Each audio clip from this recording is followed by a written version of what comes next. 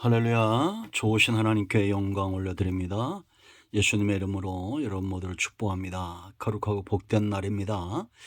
교회 성전에 나가 꼭 예배하시고 여의치 않는 분들은 영상을 통해서 말씀을 묵상하시고 꼭 전도용으로 이 영상을 전해주시고 꼭 구독하시면 많은 부분 더 유익합니다. 구독을 꼭 하시기 바랍니다. 자, 오늘 주일 말씀 묵상 디모데전서 1장 18절부터 20절 말씀을 봅니다. 기도하겠습니다.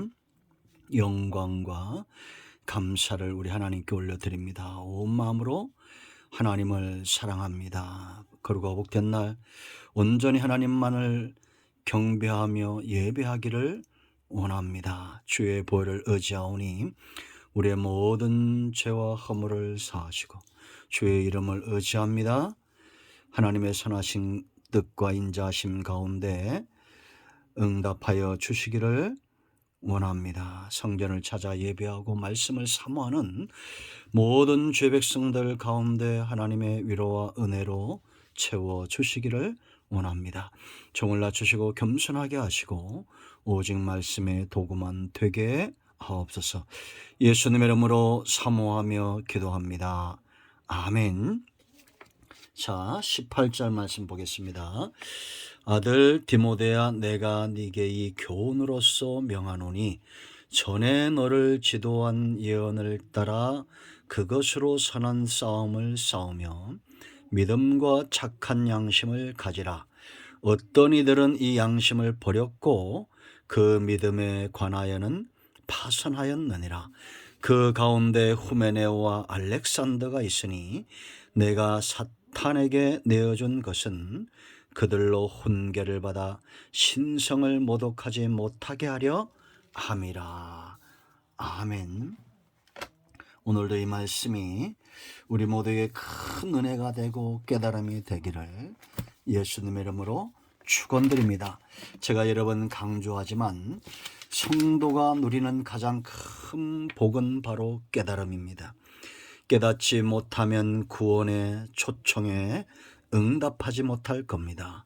하나님의 살아계심을 깨닫지 못하고 그 입의 말씀의 능력을 우리가 깨닫지 못한다면 믿음 위에 설 수 없을 겁니다. 믿음 위에 서지 못하면 구원에서도 멀어지고 믿음 위에 서지 못하면 우리가 하나님으로부터 오는 그 수많은 은혜로운 삶 가운데 우리가 누리지 못할 것은 너무나 자명한 사실입니다. 그러나 여러분, 성도의 가치는 어디에 있습니까? 하나님께 붙들림 받은 존재다라는 겁니다. 우리가 지금은 깨닫는 것이 둔하고 우리가 이해하지 못하는 삶을 산다 할지라도 하나님은 영상을 통해서 말씀을 사모하는 저와 여러분들을 절대 포기하지 않습니다. 성도의 가치는 하나님께 붙들림 받은 존재다라는 겁니다. 우리가 지난 시간에 12절로 17절에서 바울을 살펴봤죠. 바울이 예수님 만나기 전에는 어떤 사람이었습니까? 비방자였고 박해자였고 포행자였습니다. 깨닫지 못하는 자였다라는 겁니다. 그러나 주님을 만나고 그의 눈이 열립니다. 귀가 열립니다. 마음이 열립니다. 이제는 복음에 빚진 자, 복음에 완전히 미쳐있는 그런 삶을 사는 것을 우리가 보게 됩니다. 그를 능하게 하셨던 예수 그리스도, 나의 주 나의 하나님께서 저와 여러분의 능력이 되심을 믿습니다. 그에게 넘치는 은혜를 부어주셨던 그 하나님의 사랑과 은혜가 우리에게 여전히 넘치게 부어지고 있음을 봅니다. 체험합니다. 깨닫습니다. 오랫동안 참으시면서 비방자를 바꾸시고 박해자를 바꾸시고 폭행자를 바꾸시는 이 하나님의 온전한 오래 참으심, 죄인 중에 괴수를 전도자로 만들어 놓습니다. 자, 이제 오늘 또 본문에서 발견되는 것을 보세요. 사람이, 성도가, 우리가 바울 같은, 이 시대의 바울 같은, 디모데와 같은 하나님께 부름받은 자들이 왜 가치가 있는가? 우리는 하나님의 명령을 받은 존재입니다. 오늘 여기 보면 명한다 그렇게 말합니다. 하나님은 바울을 세우셨고 그를 통해서 일하시며 이제 그를 통해서 또 디모데를 세우시는 것을 봅니다. 디모데전서나 디모데후서, 디도서는 목회서신이죠. 이 목회를 감당하는, 에베소 교회를 감당하는 디모데를 먼저 세우는 사역이 바울을 통한 하나님의 사역이었다라는 겁니다. 그러나 이 시대에는 바울은 이미 천국에 있고 디모데 천국에 있습니다. 이 시대에 저와 여러분이 하나님께 보냄을 받은, 명령받은 자들이라는 것, 그럼 우리의 삶이 어떠해야 될까요? 이 존귀하고 복된 삶, 오늘 본문에 세 가지로 나타납니다. 가장 먼저는 말씀 위에 우리가 서 있다라는 겁니다. 그러므로 존귀한 존재다라는 겁니다. 여러분, 바울의 확신과 담대함과 결단력을 보세요. 그가 이렇게 말하는 것은 그가 먼저 하나님의 말씀을 받고 이 교훈 위에 서 있는 겁니다. 18절 보세요. 아들 디모데야, 내가 네게 이 교훈으로서 명한다라고 말합니다. 말씀으로 명한다라는 겁니다. 바울은 이 교훈에 그가 먼저 서 있는 것이 보여지죠. 우리가 명령한다는 것은 결코 작은 일이 아닙니다. 확신이 없이는, 담대함이 없이는, 내가 깨달음이 없이는 불가능한 겁니다. 바울은 그가 깨달은 말씀, 그가 받은 말씀 위에 견고하게 서서 이제는 타협할 수 없는 명령, 하나님의 말씀에 그가 먼저 붙들림 바 되고 있다라는 겁니다. 그럼 여러분, 우리가 말씀 위에 서는 것이 왜 존귀한 삶이고 왜 가치 있는 삶입니까? 말씀은 그대로 됩니다. 하나님의 입에서 나온 말씀은 그대로 성취되기 때문입니다. 이미 성취된 말씀, 그 은혜 가운데 우리가 있었고 성취되어 가는 가정 가운데 있고 장차 마침내 하나님의 말씀은 온전히 성취되고 완성될 것이기 때문입니다. 그런가 하면 이 말씀은 교훈이라는 겁니다. 여러분, 우리가 새벽에 이미 살펴봤죠. 시편 19편 7절 말씀 보세요. 여호와의 율법은 완전하다. 하나님 말씀 외에는 완전한 것이 없어요. 그렇기 때문에 우리의 영혼을 소성 살게 하는 겁니다. 구원에 이르게 합니다. 생명을 얻되 풍성히 얻게 하는 겁니다. 그런가 하면 이 말씀 여호와의 증거는 확실하여 우둔한 자를 지혜롭게 한다는 겁니다. 지혜는 얼마나 삶에 유익합니까? 하나님의 말씀을 깨달은 자는 우둔한 상태에서 벗어나 지혜로운 삶이 되는 겁니다. 참 우리가 살다 보면 이 지혜가 얼마나 요긴한지, 얼마나 중요한지를 알게 될 겁니다. 지혜가 없어 망하는 사람들이 너무 많기 때문입니다. 그런가 하면 8절에 여호와의 교훈이라고 그랬습니다. 정직하다. 이 교훈이 정직하기 때문에 마음을 기쁘게 한다는 겁니다. 우리가 여러분 하다못해 학창시절 공부를 하다 뭔가 하나 깨달아지면 그 마음에 기쁨이 있죠. 그는 한순간적인 겁니다. 그러나 영원한 즐거움이 있는 것은 오직 여호와의 말씀이 교훈으로 깨달아지는 겁니다. 나를 깨닫게 하고 내 마음에 참된 기쁨을 주는 이 말씀입니다. 그런가 하면 여러분 그 다음 보세요. 여호와의 계명은 순결하여 눈을 밝게 한다. 눈이 떠지는 겁니다. 말씀을 사모해야 될 이유가 여기 있는 거죠.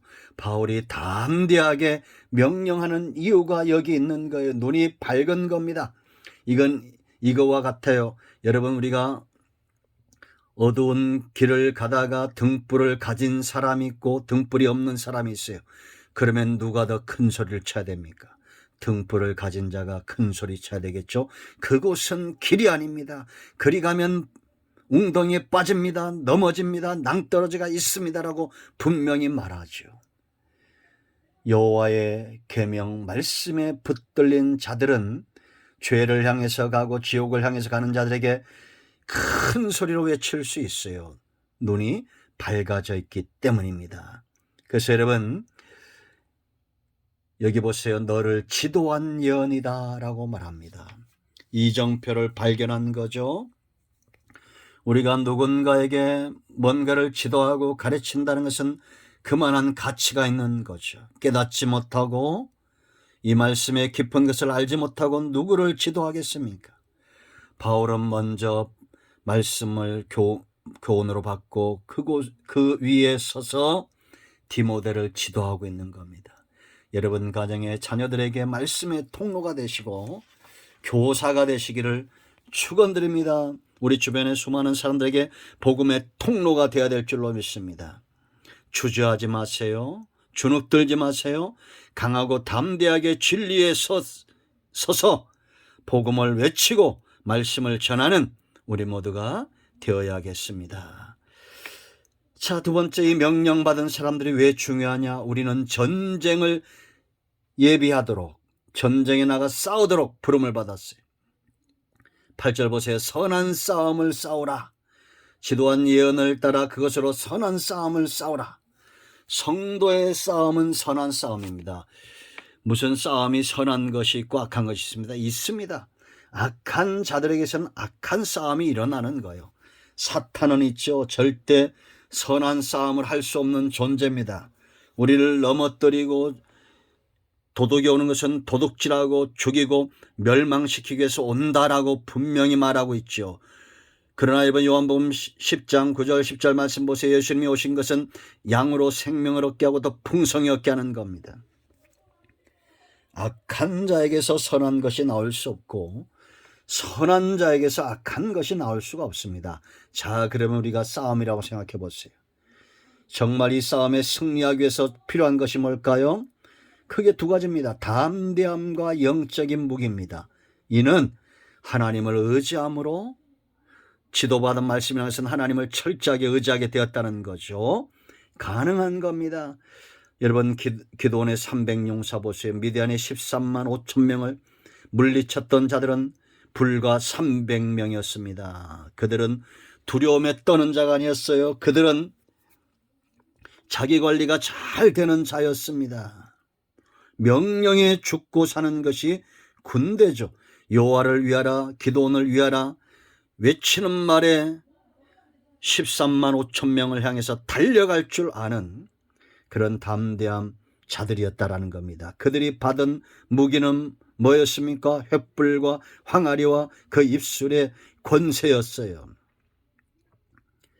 자, 여러분, 이 말씀은 곧 뭐라고 했습니까? 성령의 검이죠. 지도한 예언 말씀, 성령의 검, 에베소 6장 17절, 믿음의 방패와 성령의 검, 하나님의 말씀을 가지라고 말합니다. 이렇게 무장해야 될 이유가 뭐예요? 선한 싸움이기 때문이죠. 아멘. 자, 이 싸움에서, 선한 싸움에서 중요한 것이 세 가지가 있는데 그 첫째는 바로 목표입니다. 내가 누구를 대적하느냐? 바로 원수입니다. 이 원수가 누구예요? 사탄입니다. 악한 이단의 역사입니다. 에베소 교회를 침범하고 있었던 이단적 사상들처럼 오늘날에도 수많은 이단들이 일어나고 있죠. 그들의 배우는 사탄입니다. 공중권세 잡은 자요. 그러므로 그 영혼들을 불쌍히 여기고 악한 영에서 이 악한 영들이, 이단의 영들이 떠나가도록 우리는 선포해야 됩니다. 아군을 폭격하면 안 돼요. 성도를 대항하면 안 됩니다. 악한 원수 마귀와 싸워서 이겨야 됩니다. 그 악한 자들에게 노예가 된 사람은 얼마나 불쌍합니까? 그러므로 긍휼히 여기는 마음이 있어야 됩니다. 저 푸틴도 김정은도 전부 사탄의 역사 가운데 매인받은 자들이죠. 우리는 영적 전쟁에서 우위에 있어야 됩니다. 두 번째, 이 싸움의 방법이요. 그건 바로 선한 것입니다. 그리스도의 사랑의 실천이 십자가입니다. 사탄과 그의 세력을 이기는 것은 바로 십자가의 사랑의 권능이지 폭력이 아닙니다. 강하면 가서 데모한다고 이 전쟁에서 승리할 수 있습니까? 아닙니다. 십자가 사랑 복음으로 무장될 때 이 십자가의 도가 멸망받는 자들에게 미련한 것이지만 구원받는 자들에게는 하나님의 능력이라고 분명히 말씀하고 있지요. 그러므로 우리는 싸움의 방법을 긍휼, 십자가, 내 가지고 내 몫의 십자가 감당할 때 승리하는 거예요. 세 번째, 이 싸움의 중요한 건 뭐냐? 하나님의 영광이 드러나야 되고 사람은 가려져야 됩니다. 골리앗 앞에 다윗 보세요. 여호와와 여호와의 군대의 영광을 위하여 싸우죠. 선한 싸움이랑 명분을 가지고 자기 아집, 고집, 인간적인 뜻을 이루고자 하는 자들이 얼마나 많아요. 500억, 돈 앞에 전부 하나님의 영광을 팔아버리는 자들입니다. 악한 자들입니다. 절대 선한 싸움이 아니에요. 예수님이 능력이 없어서 십자가에서 죽으셨습니까? 아니잖아요. 그것이 이기는 길이기 때문에 십자가에서 하늘의 미랄이 되고 제물이 되었던 겁니다. 우리도 예수님처럼 십자가와 그 복음의 능력으로 선한 싸움을 싸워야 됩니다. 내 고집과 아집과 인간적 욕심을 이루기 위해서 그렇게 살아서는 안 됩니다. 세 번째 보세요. 이들이 왜 존귀하냐? 믿음과 착한 양심을 가지라라고 말합니다.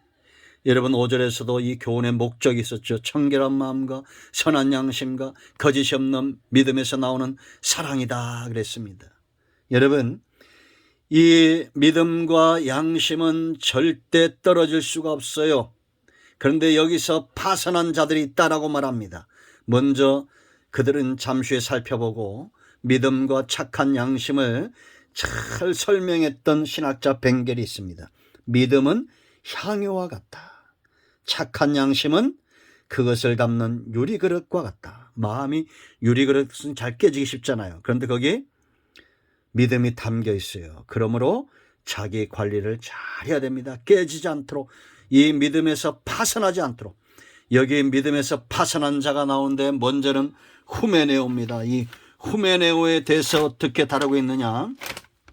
자, 먼저 성경을 보면 디모데후서 2장을 보세요. 2장 17절 말씀을 보면 16절부터 보겠습니다. 망령되고 헛된 말을 버리라. 그들은 경건하지 아니하며 점점 나아가나니. 이런 망령되고 헛된 말을 가진 자들은 어떤 역사를 이루냐? 17절 말씀 보면 그들의 말은 악성 종양이 퍼져나감과 같은데 그 중에 후메네오와 빌레도가 있느니라. 여러분 빌레도란 사람은 1장 20절에 언급되고 있지 않고 있죠. 후메네오의 악성 종양에 전염된 자입니다. 이 악성 종양과 같은 말을 그렇게 한다는 거예요. 그래서 이 사람은 교리적으로 부활이 지나갔다 이렇게 말함으로 남에게 다른 성들에게 낙심을 주고, 또한 이런 사람들이 정말 신학적으로 말씀에 서 있는 것 같지만 도덕적으로는 망령되고 헛된 말을 함부로 하는 자 이렇게 말합니다. 복음이 안에 들어가면 악성 종양과 같은 말이 나오지 않습니다. 믿음이 있기 때문이에요. 그러니까 이 믿음을 담은 착한 양심이 깨져버리니 악성 종양과 같은 말이 그를 사로잡고 있는 거예요. 이 알렉산더에 대해서는 이제 디모데후서 그 다음 장 4장에 이 사람이라고 이렇게 말합니다. 그것이 정통적인 해석인데 14절 말씀을 보면 이 알렉산더에 대해서 뭐라 말하냐? 구리 세공업자라는 거예요. 이 구리만 뿐만 아니라 여러 가지를 세공하는 자로 이렇게 말하는데, 이 구리 세공업자 알렉산더가 바울에게 내게 해를 많이 입혔음에 주께서 그 행한 대로 그에게 갚으시리니 너도 그를 주의하라. 그가 우리 말을 심히 대적하였느니라. 여러분 하나님의 심판에 여기 보면 사탄에게 내어줬다. 이제는 사탄의 앞잡이가 돼서 살도록 내버려 두셨다가 결국은 하나님의 심판을 받게 되는 거죠. 이런 배교한 이후에 출교되고 제명된 거예요. 그 다음에 복음 전도의 해방자가 돼버린 겁니다. 그런데 이제 바울이 이렇게 사단에게 내어주는 것은 이들에게 회개할 기회를 주는 것인데 오히려 회개하지 않고 더 악해져서 악성 종양처럼 사람들을 전염시키고 있었다. 결국은 디모데에게 후서를 쓰면서 그들을 주의하라고 말하죠. 전서에서 책망을 받았으면 회개하고 돌아야 되는데 그러지 않았다라는 겁니다. 그리고 다른 성도들에게 동일한 잘못을 범하지 않도록 영적인 각성을 위해서 이들을 지금 징계하고 있다라는 겁니다. 여러분, 믿음은 향유와 같습니다. 벵겔의 말처럼 그러므로 우리는 착한 양심을 가지려고 해야 됩니다. 내 안에 어떤 고집도 아집도 악도 들어오지 못하도록 항상 선하며 무엇에든지 오르며 하나님이 기뻐하는 그런 중심, 양심의 소유자가 되어야 될 줄로 믿습니다. 이들이 이렇게 존귀한 자들이에요. 하나님의 말씀에 흔들림이 없이 서 있는 자들이고 선한 싸움을 위해서 예비되고 부름받은 자들이며 믿음을 위하여 기꺼이 자기 중심을 잘 관리하는 그런 존재들, 이런 사람들이 얼마나 귀합니까? 우리는 악한 말을 퍼뜨리는 자가 아니라 선한 역사, 하나님의 복음의 역사를 전파하는 믿음의 전도자들, 영적 병사들, 하나님께 부름받은 여호와의 군대로 쓰임받아야 될 줄로 믿습니다. 기도합니다. 예수님의 이름을 의지하여 기도합니다. 이 말씀대로 되게 하여 주시옵소서.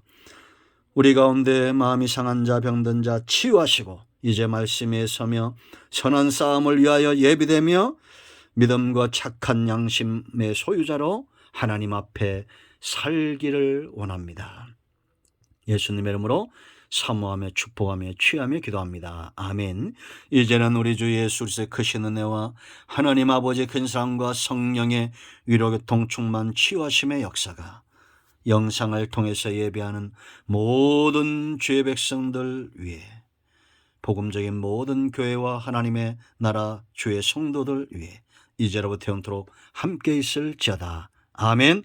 할렐루야. 오늘도 응답이 임하였습니다.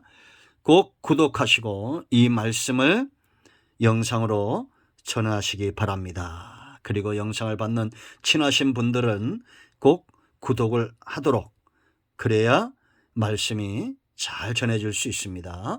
여러분 모두를 축복합니다. 아멘.